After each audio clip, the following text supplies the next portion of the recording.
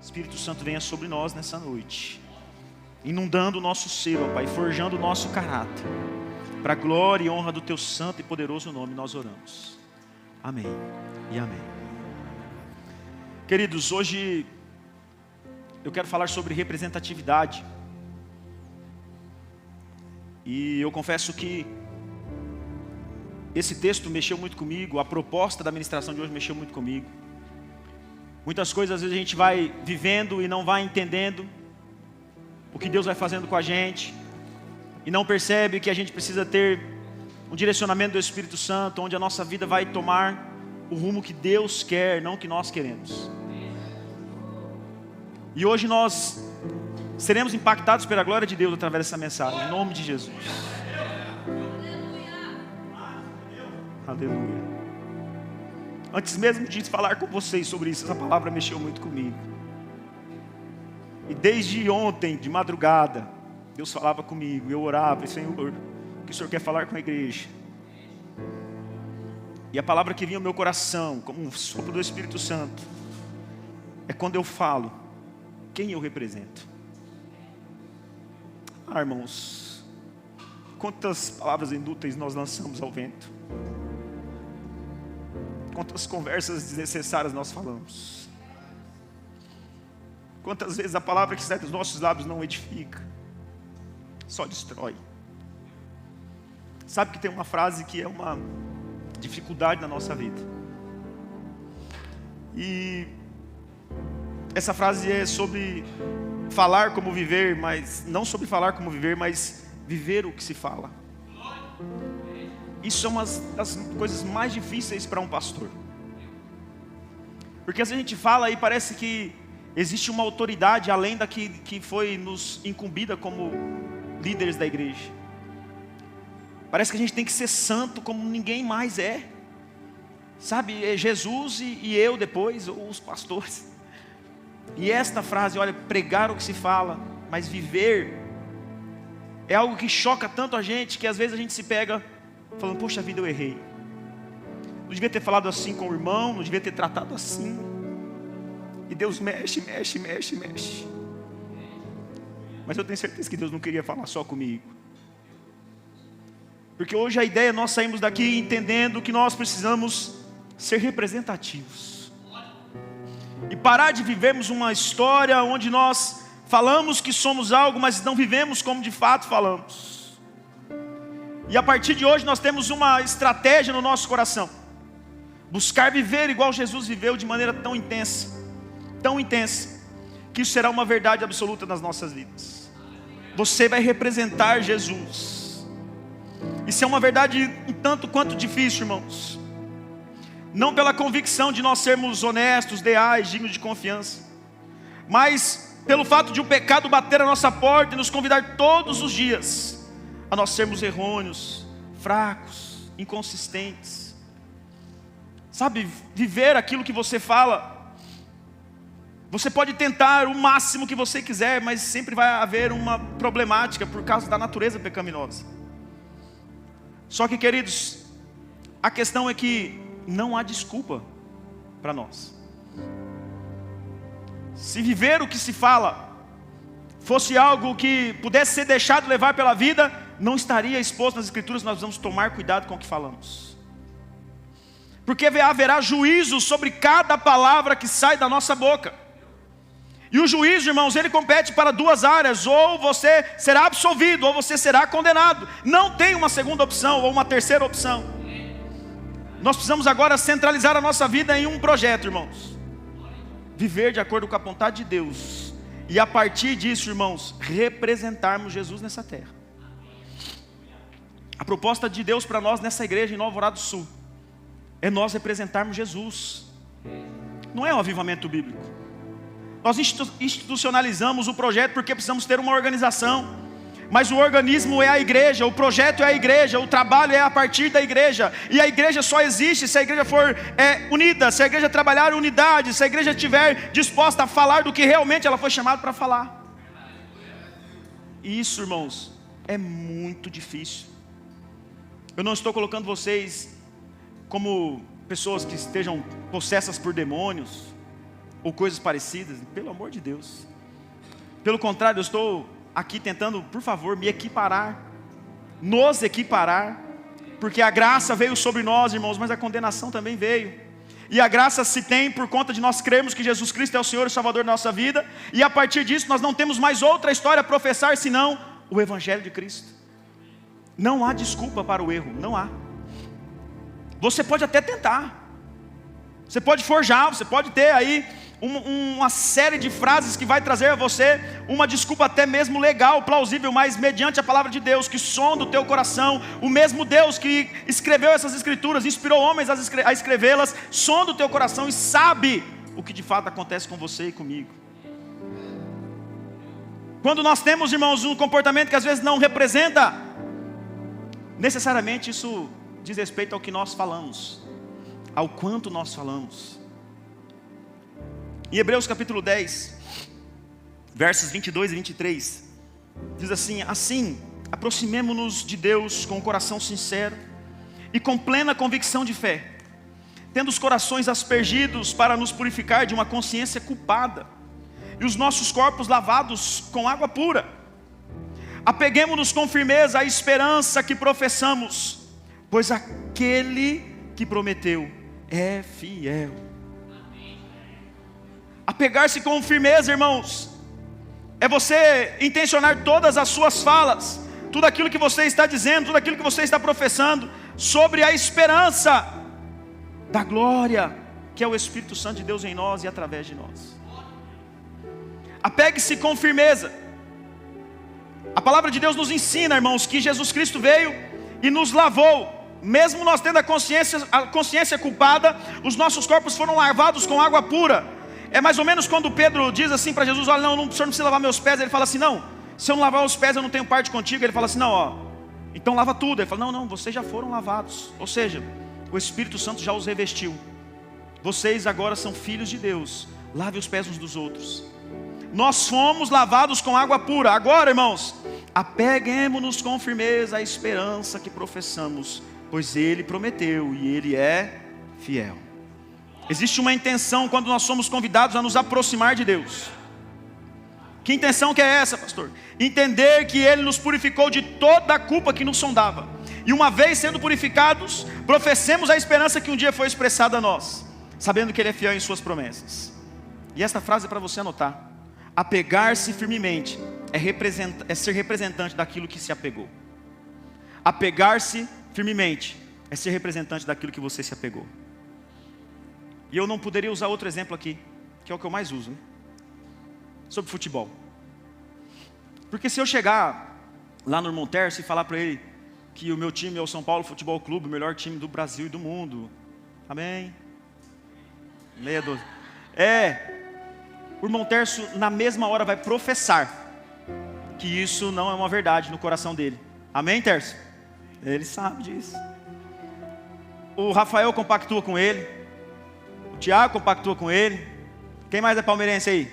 Para depois eu orar e fazer um exorcismo. Brincadeira. Porque, irmãos, necessariamente quando você choca alguém com uma informação contrária à sua, você logo já de bate pronto já resolve dizer a quem você é. E a fala, ela é expressante, irmãos. A fala, ela é contundente. Porque quando nós temos o nosso coração pulsando qual é o time que nós torcemos, nós não hesitamos em dizer, mesmo que ele esteja rebaixado e mesmo que ele não tenha. Pode falar, irmão. Vai, Hernandes, dá o grito, dá o grito. Aleluia! É bom não ser da Mundial, irmãos. Vocês estão avivalistas, né? Mesmo que não seja, ainda assim cabe aos nossos lábios professar qual é a nossa intenção. Certo dia nós estávamos aqui num encontro de homens e fazendo uma discussão e conversando, e aí eu perguntei para o Mário: Mário, qual é o time que você torce? A fala do Mário entregou o time que ele torcia, irmãos. Não é nem pelo nome do time. Mário, que time que você torce? Ah, pastor, Bahia, né? Não foi assim? A fala te entrega. Se eu chegar aqui no culto e começar a falar: gente, olha, o Espírito de Deus está aqui neste lugar, vocês agora vão falar: o pastor veio do sul, está tomando chimarrão e tal. O sotaque, a fala mostra a representatividade que você tem.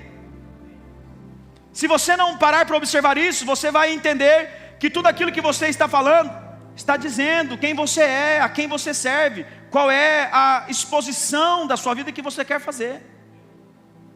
Por isso a frase, apegar-se firmemente, irmãos, é ser representante daquilo que você se apegou.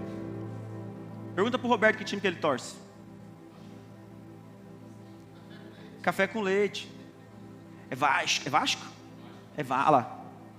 Fala de novo. Tá vendo, irmãos?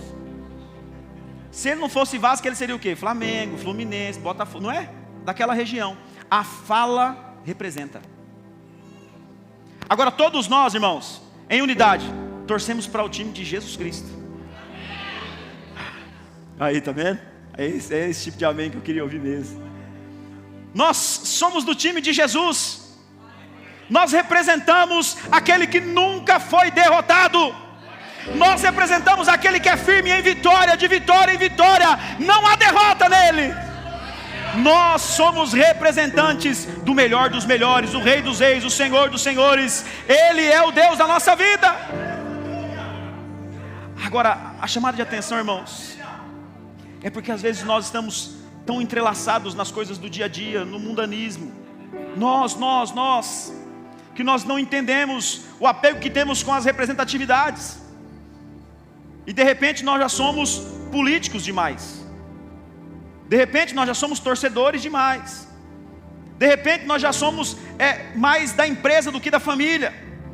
Mais dos projetos do mundo do que dos projetos de Deus. Porque necessariamente o mundo, quanto às suas atratividades, vai nos chamando, vai nos convidando. E nós, irmãos, pela natureza, pela tendência. Não é porque nós somos assim, expressamente maus, porque maus somos. A própria Bíblia fala assim, vocês que são maus, sabem dar boas coisas aos vossos filhos, quanto mais Deus que lhe dará o Espírito Santo. Então há uma afirmação, nós somos maus. Mas essa expressão é porque nós somos de uma natureza que vai nos convidando às concupiscências da carne. E aí as nossas falas começam a representar quem nós estamos querendo representar. Ou quem nós não deveríamos representar. Eu tenho certeza que é unânime aqui entre nós, que há um desejo no nosso coração de que Jesus Cristo seja expresso através de nós. Mas eu preciso te dar algumas dicas nessa noite, à luz da palavra, para que quando nós abrimos a nossa boca, irmãos, flua rios de água viva. O Espírito Santo seja expressado através das suas palavras. Alguém vai falar assim, mas cara, vamos fechar o negócio. Fala, não, peraí, vamos orar primeiro. Aqui não sai nada se não for embaixo de oração. Mas você só fala de igreja agora, só fala de Jesus agora. A minha vida pertence a Ele, é só dele que eu falo mesmo. Ou é isso, irmãos? Ou nós não estamos representando? Ou as nossas falas podem estar gerando inutilidade para o reino de Deus, e isso será julgado. E é isso que dói. Porque muitas das vezes as nossas falas, e eu tenho certeza que vocês estão fazendo um remember aí de maneira bem prática, como eu fiz e como eu continuo fazendo cada vez que eu pego para ler esse sermão. Eu falo, meu Deus, por que eu falei isso? Para que eu falei aquilo? Senhor, tem misericórdia. Mas preste atenção, irmãos, agora eu quero trazer um direcionamento à luz das Escrituras, e eu quero passear com você na Bíblia. Tiago capítulo 1, versículo 19 a 27. Primeiro eu quero mostrar à luz da palavra de Deus o que não fazer, ou caso, o que não falar, né? Porque a proposta é nós sermos impactados pela glória de Deus, e nós virarmos assim, aqueles crentes bitolados, que só falam de Jesus. Todo mundo vai começar a chamar você de irmão, vai começar a constranger você, e você vai falar assim, bem-aventurados os que forem injuriados por Ele mesmo. Você vai entender tudo, glória a Deus por isso. Primeira coisa, o que você não fazer, ou o que você não falar. Administrar suas reações por ideologias mundanas, mas pela palavra. Administre aquilo que você vai fazer, como você vai reagir, não pelo que o mundo está pregando, mas pela palavra de Deus. Olha esse texto, irmãos, Tiago capítulo 1, a partir do verso 19. Meus amados irmãos, tenham isso em mente. Ou seja, não pense em outra coisa. Estão entendendo que os textos da Bíblia estão concordando comigo, ou eu concordando com os textos da Bíblia? Tenham isto em mente. Sejam prontos para ouvir, tardios para falar e tardios para irar-se. Eu já me dificulto aqui, porque eu gosto de falar mais que o homem da cobra. A Bruna fala assim, peraí que é minha vez. Deixa eu terminar o meu raciocínio. Ela fala, eu quero concluir a minha fala. Os irmãos passam por isso? Não precisa falar não, você se compromete. Porque a gente tem uma tendência a querer falar, e a esposa, na maioria das vezes, gosta de falar mais que a gente. Aí pronto, aí a guerra. Sejam tardios no falar, prontos para ouvir, pois a ira do homem não produz justiça para Deus. Portanto, livrem-se de toda a impureza moral e maldade que prevalece, e aceitem humildemente a palavra implantada em vocês, a qual é poderosa para salvá-los. Eu vou voltar a dizer para vocês, não há desculpa para nós. A Escritura está dizendo para nós, livrem-se de toda a impureza moral, de toda a maldade que prevalece, aceitem humildemente. Eu falo assim, ó, se rebaixa, recolha-se a sua insignificância, fica na sua, meu irmão. É mais ou menos, eu estou traduzindo aqui na Nova Tradução, pastor Carlos. Fica na sua, porque é o seguinte, a palavra foi implantada em vocês, e ela é poderosa para salvá-los. E aí olha a expressão, sejam praticantes da palavra, não apenas ouvintes, enganando quem, irmãos? A vocês mesmos. Você acha que você me engana? Quando eu falo para você assim, vamos ler a Bíblia, vamos orar, vamos ter relacionamento com Deus, você acha que você engana o irmão que está do seu lado? Você acha que você consegue enganar a esposa, o marido, o colega? Você pode enganar quem você quiser, mas a si mesmo você não engana. É isso que dói. Porque vocês sabiam que às vezes eu falo para você assim, leia a Bíblia, e naquele dia eu não li? Irmão, o pastor é pecador, falho. Às vezes age por impulso. Quem nunca? Mas isso não é desculpa, irmãos. Nem para mim, nem para vocês. Porque nós, quando não praticamos a palavra de Deus, enganamos a nós mesmos. Nós nos auto-sabotamos. Isso é terrível. Se não, desinteligente. Para não usar outro termo mais agressivo, né? Aquele que ouve a palavra, mas não põe em prática, é semelhante a um homem que olha a sua face no espelho. Depois de olhar para si mesmo, sai e logo esquece sua aparência. Eu diria que isso aqui, na atualização, seria um nível hard de TDAH, né? A pessoa olhou a imagem dela no espelho, depois já não se lembra mais. Você sabe o que significa isso aqui, irmãos? Aqui, ó, no nosso clímax, no nosso ambiente, você ouve a palavra, sai lá para fora e esquece tudo. A gente arrumou até uma ferramenta. Se você quiser comprar, tem uma agenda para você anotar sermão ali, ó, você nunca mais vai esquecer. Chegou em casa, o que o pastor pregou mesmo? Tá lá. E eu faço questão de colocar os temas e fazer esses negócios assim, para ver se fica gravado na cabeça, né? Algumas coisas, porque nem tudo mesmo fica. Mas olha que interessante, a pessoa logo sai, esquece da sua aparência. Ela não tem um relacionamento com aquilo que pode trazer a aproximação devida. E a palavra de Deus diz lá em Hebreus, que nós lemos antes, aproxime-se de Deus. Mas o homem que observa, verso 25, mas o homem que observa atentamente a lei perfeita, que traz a liberdade, e persevera na prática dessa lei, não esquecendo o que ouviu, mas praticando, será feliz naquilo que fizer. E aí eu vou ousar aqui, naquilo que falar. Porque aquilo que você fala vai ser necessariamente aquilo que você vai começar a fazer. E a proposta aqui é você representar Jesus a partir das suas falas. Verso 26. Se alguém se considera religioso, mas não refreia a sua língua, engana-se a si mesmo. Sua religião não tem valor algum. A religião que Deus, nosso Pai, aceita como pura e imaculada é esta: cuidar dos órfãos e das viúvas e em suas dificuldades, e não se deixar corromper pelo mundo. A corrupção do mundo, irmãos, bate à nossa porta, aflora-nos para poder nos levar ao pecado. Mas preste atenção, porque ele está falando aqui de uma pessoa, um tipo de gente, os religiosos, os que vêm, ouvem a palavra, mas vão embora e esquecem. O primeiro texto que nós lemos, de Mateus 12, vai contar exatamente da proposta de Jesus estar curando uma pessoa, a partir de uma libertação, que a pessoa estava possuída de demônios, e os fariseus, os religiosos, o condenam. Você só pode expulsar esses demônios pelo poder de Beelzebul. E aí Jesus fala uma frase que é linda e poderosa: reino dividido não subsiste. Como eu posso expulsar demônios pelo próprio demônio? Se fosse assim, eu não poderia fazê-lo. E aí Jesus, depois disso, vem com essas palavras: olha, aquilo que o homem fala, o bom tesouro tira coisas boas do coração, o mau tesouro tira coisas más. A pessoa que não guarda a palavra, aquela pessoa que não refreia a sua língua, não é mais do que um mero religioso, irmãos. Isso é muito ruim. Porque nós somos tendenciosos a não refrearmos a nossa língua. Em uma roda de conversa, em um ambiente onde nós poderíamos expressar a glória de Deus, nós fazemos é falar mal do irmão, falar mal da igreja, falar mal disso, daquilo, porque é uma tendência pecaminosa. Não se sinta, irmãos, o pior dos homens por causa disso. Pelo contrário, anseie agora por uma mudança, por uma conversão genuína. Porque se nós seremos julgados pelas nossas palavras, por aquilo que sai da nossa boca, que em nome de Jesus, a partir de hoje o plantio, o julgamento seja sobre nós sermos absolvidos, porque nós vamos professar a nossa fé, aonde colocarmos a planta dos nossos pés. Não sairá mais palavra da nossa boca se não for para dizer sobre Jesus.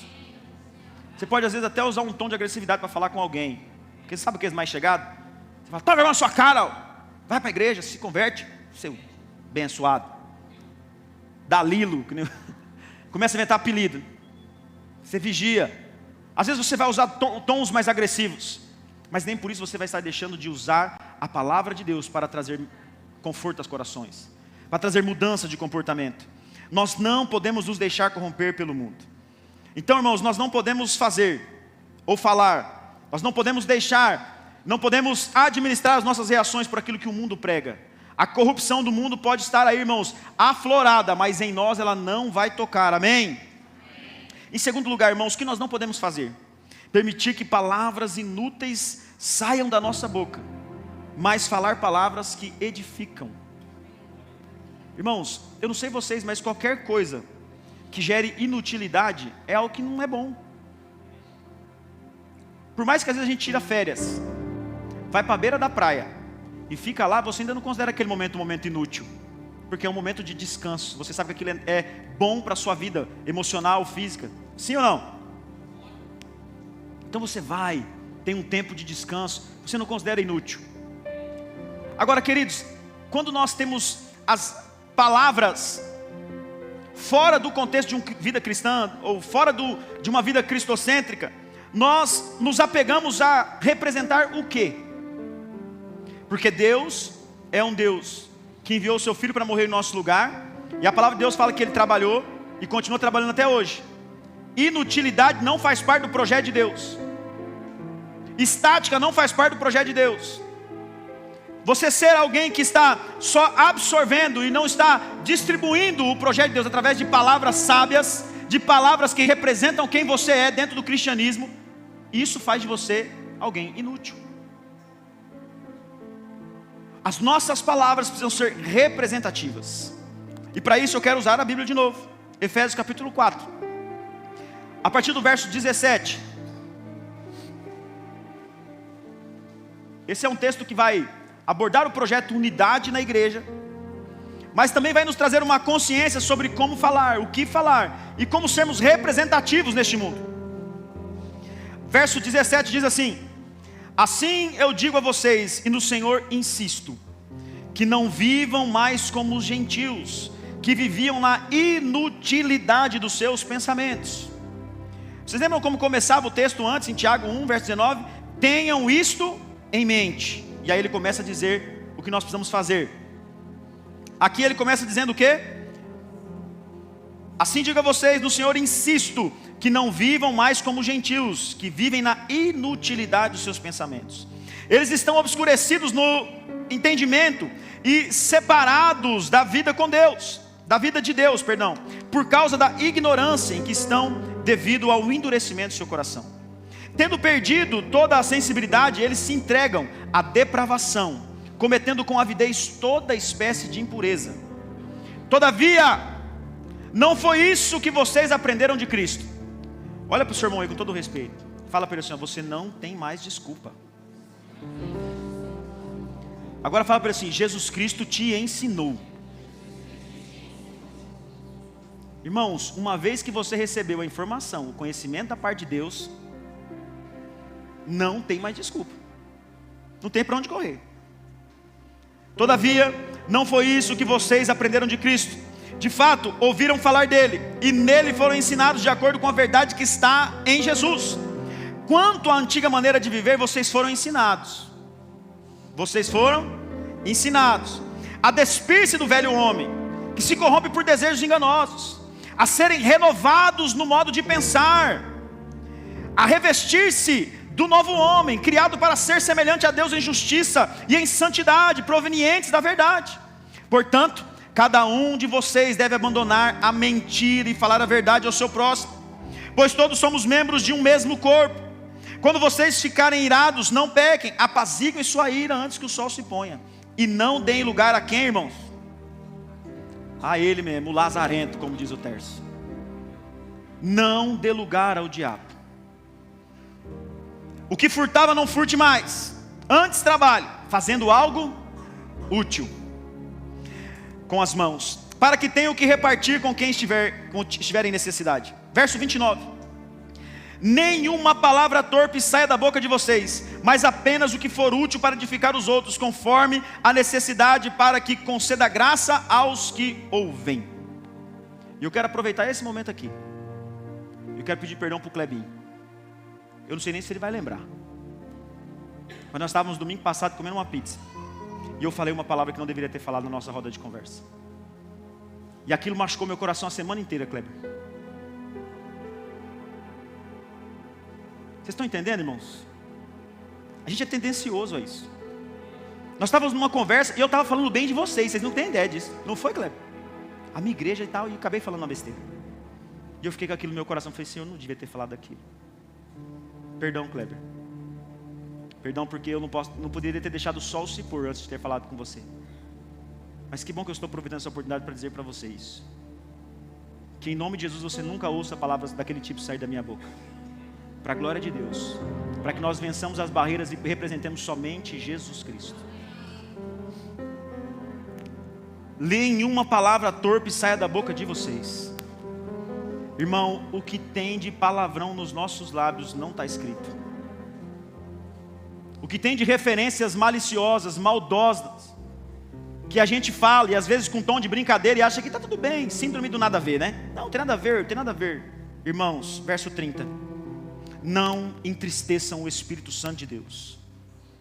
Depois ele dizer, nenhuma palavra torpe sai da boca de vocês, mas apenas aquilo que for útil para edificar os outros. Ele diz, não entristeçam o Espírito Santo de Deus, com o qual vocês foram selados para o dia da redenção. Irmãos, não entristecer o Espírito Santo de Deus é dizer sobre Ele, é expressar Ele, é representar Ele. E qualquer palavra torpe que sai da sua boca, cai por terra a representatividade de cristão que você tem. Livre-se disso em nome de Jesus. Em nome de Jesus. Verso 31. Livrem-se de toda amargura, indignação e ira, gritaria e calúnia, bem como toda maldade. Sejam bondosos e compassivos uns com os outros, perdoando-se mutuamente, assim como Deus os perdoou em Cristo. Quem nos perdoou em Cristo, irmãos? Deus. Perdoe como Cristo perdoou. Ou seja, nós não temos desculpa para errar. Nós até somos pecadores, errôneos, mas ensinados nós somos. Você sabe o que é mais interessante? Quando a gente ensina um negócio para o filho da gente, você fala assim, olha, Vinicinho, não põe mais um negócio aqui, papai não quer que você venha aqui mexer no escritório, aqui tem um monte de faca, tem um monte de coisa, não mexe aqui.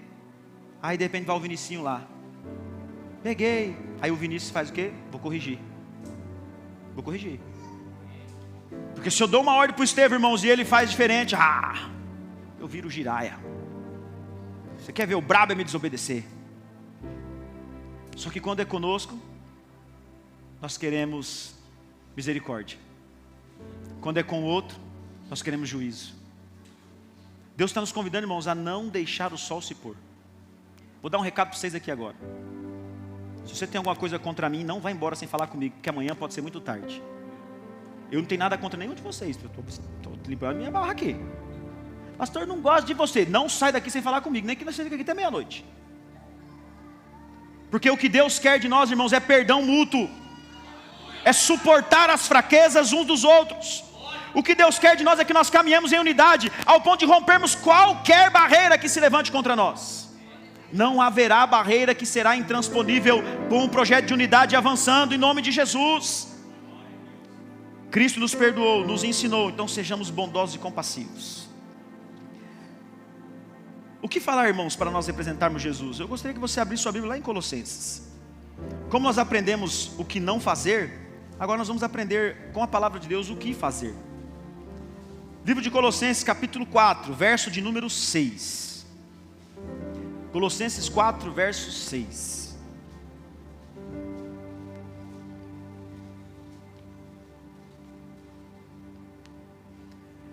Diz assim: o seu falar seja sempre agradável e temperado com sal, para que saibam como responder a cada um. Olha o que este pequeno verso nos ensina. Primeiro aspecto, irmãos, que nós vamos entender aqui sobre como representar Jesus: seja sempre agradável. Pastor, eu não tenho esse perfil, não sei ser agradável. Irmãos, cara de paisagem. Sabe quando você chega assim, naquele ambiente chique, você chegou chique, principalmente as meninas, chique, a unha do pé feita, deu um trabalho, a mulher arrancou bife da unha, aquela coisa toda. Aí você vai cumprimentar aquela sua amiga, best friend, e ela pisa no seu pé. Quem nunca aconteceu isso, irmãos? Doeu lá na alma. E você vai assim, tudo bem? Tudo bem, querida. Não é assim, irmãs? Algumas de vocês podem dizer, presta atenção, se for muito amiga, muito best friend. Mas se for alguma irmã da igreja, fala, nada não. Mas lá por dentro, assim, meu Deus do céu, desastrada. Gastou meu pé, ainda estragou minha unha que eu fiz hoje. Mas aqui, ó, por fora, tudo bem, tá. Sorriso, sorria. Irmãos, esta é a reação do crente. Sempre agradável. Tomando burdoada.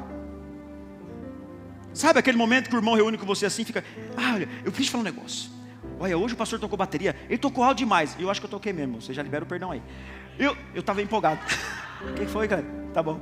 Eu estava meio empolgado, fazia que eu não tocava. E tal, e aí, você olha para o irmão e fala assim, tudo bem, eu vou dar um toque para o pastor lá. Sempre agradável. Você quer representar Jesus? Chega no caixa do supermercado, brava, aquela mulher que tem uns meses que chegam um dia que elas estão bravas. Você fala assim, oi, bom dia, tudo bem? Não cai na hora a carranca. Às vezes ela fala assim para você, bom dia, mas depois ela percebe que você está de bem com a vida, sabe por quê? Porque você é crente. Só por isso. Nada te abala mais, irmãos. Pisão no pé deixa você com dor por dentro, mas por fora você sorri. Chateação dentro do projeto de Deus, dentro da unidade, deixa você às vezes meio triste por dentro, mas por fora você está lá glorificando a Deus e caminhando com aquele que está com o pé sujo, falando assim, eu vou lavar seu pé. Sempre agradável. Sempre agradável. Nível de compreensão máxima. Mas por que será que reagiu comigo assim? Por que será que foi assim que aconteceu? Sabe, irmãos, já aconteceu o caso de às vezes as pessoas reagirem comigo de alguma forma, e aí eu tentei me controlar, e aí uma pessoa falou assim, pastor, por que o senhor já não falou lá algum monte de coisa e tal e tal? Eu falei, não sei, não deu vontade na hora, né? Eu entendo que era o Espírito Santo. E aí depois você vai ver o pós-problema, você vai ver que a pessoa estava com 1000 vezes mais problema do que a gente. 1000 vezes mais problema do que a gente, irmãos. Tem coisa que está acontecendo que você nem sabe, querido, na vida do seu irmão. Tem tristeza, tem amargura, tem dor, tem sofrimento, tem doença, tem coisa acontecendo na família que você não sabe. Não julgue o seu irmão por às vezes o pisão no pé. Abrace-o em nome de Jesus. Seja agradável com ele. Honre ele em nome de Jesus. Nós estamos, irmãos, em um projeto de uma igreja inabalável, de uma igreja, de uma estrutura que nada vai nos parar. Não é um simples pisão de pé, irmãos, que vai fazer você ficar sem conversar com as pessoas. Seja agradável em tudo. Sua agradabilidade pode quebrantar corações para receber o Espírito Santo. Às vezes você pode chegar, irmãos, e quebrar toda uma estrutura de tristeza, de abalo, com um sorriso, com um ser agradável, e essa pessoa querer receber o Cristo a quem você está representando. Seja agradável em nome de Jesus. Nós estamos perdendo, irmãos, porque às vezes nós estamos sendo recíprocos na braveza, recíprocos na brutalidade, na ignorância. Não, nós somos cristãos, daqueles que foram ensinados. Não podemos mais ter desculpas a dar a outra face. Não é dar na outra face, dará outra face. Nós somos ensinados assim, a amar incondicionalmente, porque Cristo amou-nos incondicionalmente. 1 de Timóteo, capítulo 2, irmãos, versos 1 a 4 diz: antes de tudo, recomendo que vocês façam orações, intercessões e ações de graça por todos os homens, pelos reis e por todos os que exercem autoridade, para que tenhamos, é no plural, é na unidade, para que tenhamos uma vida tranquila e pacífica. Não é para meter o pau, irmão, é para orar. Não é para criticar, é para orar. Não é para pôr a foto da pessoa lá e ficar brincando de dardo, sabe? Eu vou acertar no olho. É para orar. É para dizer que Jesus Cristo veio para dar vida e vida em abundância, para que tenhamos uma vida tranquila e pacífica, com toda piedade e dignidade. Isso é bom e agradável perante Deus, nosso Salvador. Não é agradável só em mim, mas é perante os olhos de Deus. Porque qual que é o desejo de Deus, irmãos? Que todos os homens sejam salvos e cheguem ao conhecimento da verdade. É desejo de Deus que aquela pessoa que você não gosta seja salva. Você sabia disso? Você pode até ter pensado em falar para ela assim: vai para o inferno. Se já não falou, você vigia.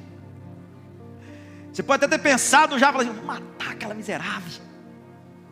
Mas Deus está querendo salvá-la.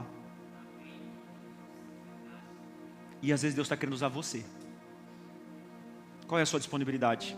Você vai ser agradável, carrancudo? Qual é o lado que você vai escolher? Porque a palavra de Deus nos ensina a sermos agradáveis, que o seu falar seja sempre agradável. Lá em Atos capítulo 2, versículo 47, a liderança da igreja foi também tocada com esse texto. Diz: louvando a Deus e tendo a simpatia de todo o povo, e o Senhor lhes acrescentava diariamente os que iam sendo salvos. O povo estava pregando o evangelho, a pregação estava acontecendo. O apóstolo Pedro pregou nessa situação, nesse contexto, irmãos, e 3.000 almas se renderam a Jesus. Mas uma das coisas que acontecia aqui de maneira a fomentar sobre os nossos corações agora, deixar a gente realmente animado, é que a simpatia de todos, eles pregavam, mas também contavam com a simpatia. Irmãos, sorria. Sabe, desmascar essa carranca. Olhe para as pessoas e pregue o evangelho, com a alegria que só o Senhor colocou sobre a sua vida. Em segundo lugar, nós precisamos ser temperados com sal. Que o seu falar seja agradável e temperado com sal. Sal sem equilíbrio é inútil. Sem ele fica sem graça. Com excesso é terrível. É extremamente complicado. Mateus capítulo 5, verso 13 diz: vocês são sal da terra. É vocês que temperam esse ambiente, irmãos. Somos nós que trazemos equilíbrio. Não é o gestor financeiro, não é a pessoa, não, é o crente dentro dessas áreas, trazendo o projeto de Deus para qualquer que seja o ambiente. Vocês são sal da terra. Sabe por que tudo está indo bem lá onde você está? Porque você é sal, você equilibra. É você que faz acontecer o milagre lá, ou não. E aí que é o problema. Quando você percebe que o ambiente de Deus não está crescendo por causa de você, comece a representar Jesus. Comece a equilibrar, comece a ser sal. Mas se o sal, é aí que eu estou falando para vocês, ó. Mas se o sal perder o seu sabor, como é que vai restaurar? Irmãos, uma vez que ele foi utilizado, se você salgar demais já era. Às vezes não serve nem para charque, né? De tão salgado que ficou. Como é que vai restaurar? Não servirá para nada, exceto para ser jogado fora e pisado pelos homens. Mas ele equilibra. Se você estiver padronizado dentro da vontade de Deus, do projeto de Deus, haverá equilíbrio nos seus ambientes. Deus vai usar você poderosamente. Você não tem noção do que é isso. E tem hora que você vai até estufar o peito e fala assim: rapaz, Deus está me usando nesse lugar aqui. Você fala assim: Senhor, me segura, senão eu vou voar. Tem problema. Você fala assim: Deus, me segura, eu estou me achando mesmo, Senhor, porque eu sou teu filho, mas me segura. Irmãos, você vai mudar os ambientes onde você está. Porque o equilíbrio que Deus tem sobre a sua vida, a tratativa de Deus a partir de você, é que este mundo se torne um mundo cada vez mais próximo de Deus. Porque logo, logo Jesus Cristo vem buscar, e é desejo dele que todos sejam salvos. E se é desejo dele, cabe a nós cumprir o desejo dele. E como que cumprimos o desejo dele, irmãos? Representando ele a partir do que estamos falando. Qual que é o time que você torce, querido? Jesus. Não tem outro. Lucas capítulo 14, versos 34 e 35 diz: o sal é bom, mas se ele perder o sabor, como restaurá-lo? Não serve nem para o solo, nem para adubo, é jogado fora. E aí a palavra agora vem aqui numa contrapartida: aquele que tem ouvidos, ouça. Quem pode me ouvir aí, diga amém.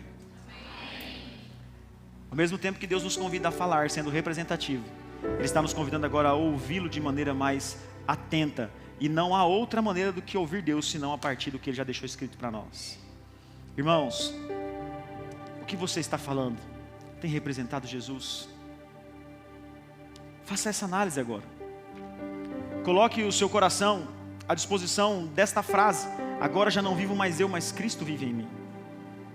Porque se eu vivo pela fé no Filho de Deus, eu vou dizer sobre Ele, coisas sobre Ele, e a glória de Deus se manifestará através da minha vida.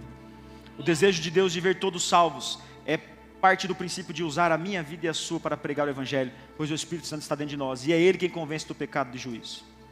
Quero convidar você a ficar de pé.